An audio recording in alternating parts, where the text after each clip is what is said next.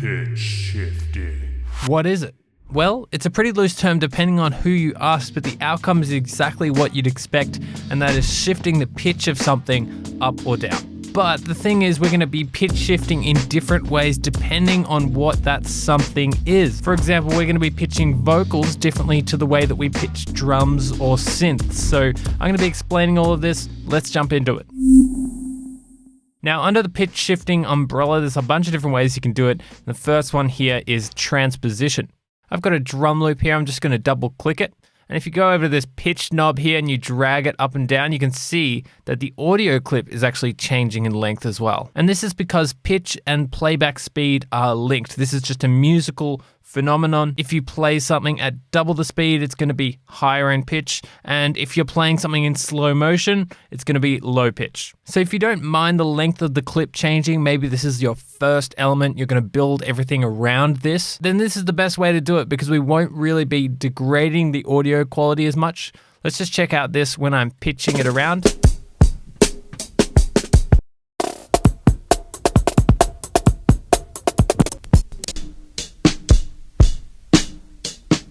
This is also really useful if we have things like one-shots, a snare, for example. I just want to pitch it up and down. I don't care about the rhythm, so I'm just going to use regular transposition to do this nice and clean. So pitch and audio playback speed, these two things are linked, but if we want to adjust one without changing the other, this is where time stretching comes in. A lot of the time, the rhythm of our sounds are really important because we're trying to get this one sound to fit in with the other sounds that we have in our project. So we're trying to pitch some sort of music loop to make it in key with our project, but it also needs to stay within a specific rhythmic division. With regular transposition, we can't achieve this, so time stretching uses algorithms to adjust just the pitch or just the length of the sample separately. So what I'm talking about is pretty much when we hit warp, we have all of these algorithms in here. We have beats, tones, textures, and so on. And you'll see that now when I change the pitch here, the actual length of the sample doesn't change. It stays still.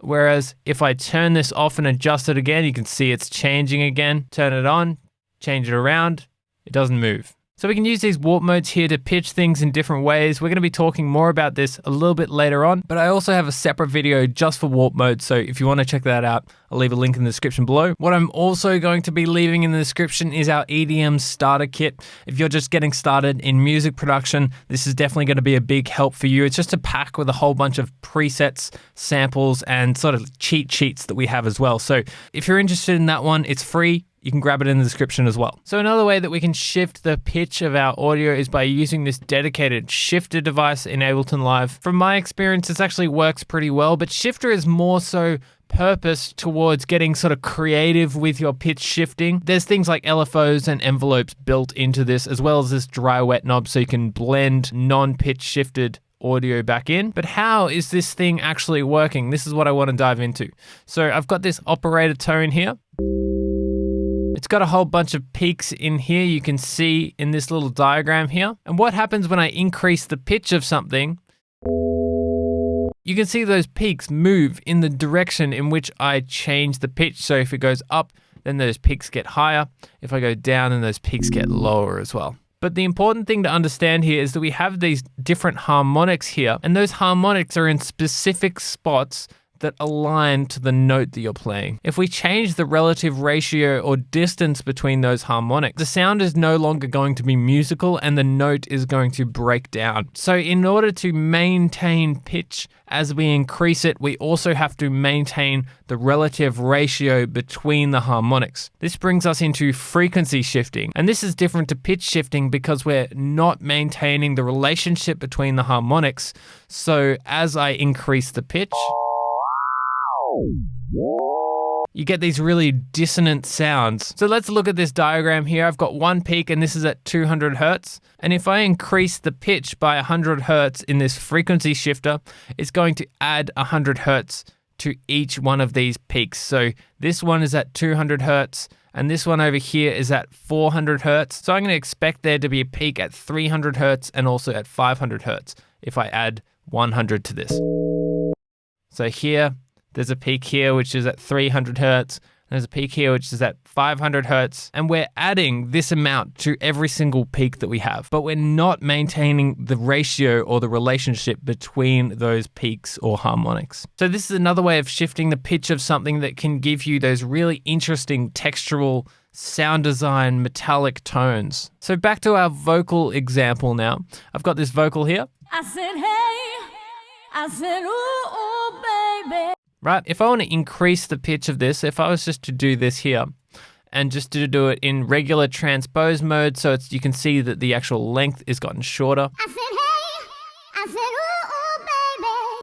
We get this classic sort of chipmunk style effect, which is not necessarily always what we want, because if we're trying to pitch this in key with our song, we're just trying to make it sound natural. The best way to do this is to hit warp mode and go down to Complex Pro. And that's because we have this control over the formants here. So if I was to go up 5 semitones now, I said, hey, I said, ooh, baby. it's retained a whole bunch of the natural quality of the sound of the singer. So if I was to bring those formants down, you can hear the difference. I said, hey, I said, hey, I said, hey, I said, hey.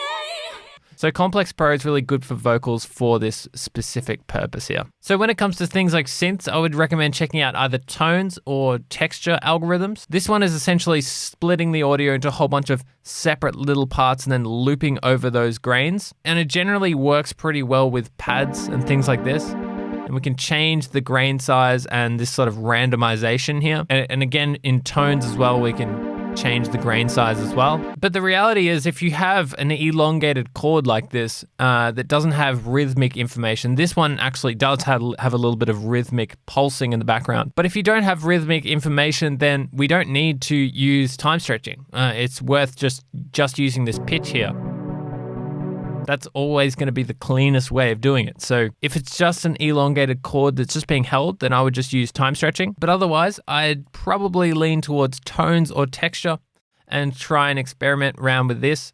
And also, you can also cover up some of the artifacts by using processing, things like reverb, chorus, delay, stuff like that. And lastly, just with drums, we've already kind of mentioned this before, but a lot of the time you can actually get away with warping drums just by time stretching like this. If it's the first element in your project and you're building the track around that, then you can just leave it unwarped and change the pitch. Or you can go into repitch mode and drag it to fit your project, and that's going to change the pitch for you. But otherwise, the Beats algorithm is actually really, really good. What it does is it's going to preserve these transients here. So I can increase the pitch like this really high. This is like two octaves.